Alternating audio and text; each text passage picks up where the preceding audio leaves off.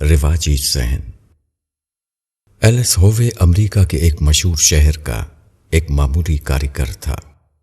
وہ 1819 میں پیدا ہوا اور صرف 48 سال کی عمر میں 1867 میں اس کا انتقال ہو گیا، مگر اس نے دنیا کو ایک ایسی چیز دی جس نے کپڑے کی تیاری میں ایک انقلاب برپا کر دیا۔ یہ سلائی کی مشین تھی جو اس نے 1845 میں ایجاد کی۔ ایلس ہووے نے جو مشین بنائی، اس کی سوئی میں دھاگا ڈالنے کے لیے ابتداً سوئی کی جڑ کی طرف چھید ہوتا تھا، جیسا کہ عام طور پر ہاتھ کی سوئیوں میں ہوتا ہے۔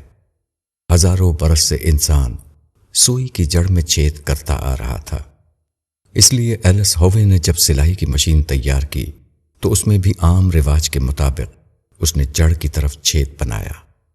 اس کی وجہ سے اس کی مشین ٹھیک کام نہیں کرتی تھی۔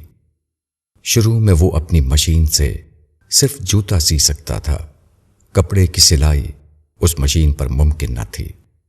ایلس ہووے ایک عرصے تک اسی ادھیڑ پن میں رہا، مگر اس کی سمجھ میں اس کا کوئی حل نہیں آتا تھا۔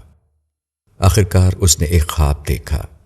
اس خواب نے اس کا مسئلہ حل کر دیا۔ اس نے خواب میں دیکھا کہ کسی وحشی قبیلے کے آدمیوں نے اس کو پکڑ لیا ہے اور اس کو حکم دیا ہے کہ وہ 24 گھنٹے کے اندر سلائی کی مشین بنا کر تیار کرے، ورنہ اس کو قتل کر دیا جائے گا۔ اس نے کوشش کی، مگر مقررہ مدت میں وہ مشین تیار نہ کر سکا۔ جب وقت پورا ہو گیا تو قبیلے کے لوگ اس کو مارنے کے لیے دوڑ پڑے۔ ان کے ہاتھوں میں برچھا تھا۔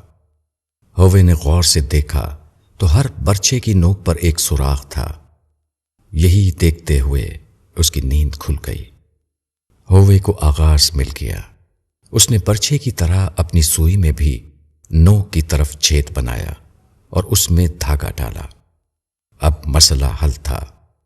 دھاگے کا چھید اوپر ہونے کی وجہ سے جو مشین کام نہیں کر رہی تھی، وہ نیچے کی طرف چھید بنانے میں بخوبی کام کرنے لگی۔ ہووے کی مشکل یہ تھی کہ وہ رواجی ذہن سے اوپر اٹھ کر سوچ نہیں پاتا تھا۔ وہ سمجھ رہا تھا کہ جو چیز ہزاروں سال سے چلی آ رہی ہے وہی صحیح ہے۔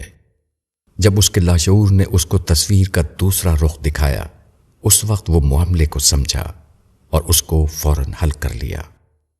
جب آدمی اپنے آپ کو ہمتاً کسی کام میں لگا دے تو وہ اسی طرح اس کے رازوں کو پا لیتا ہے جس طرح مذکورہ شخص نے پا لیا۔ مولانا وحید الدین خان۔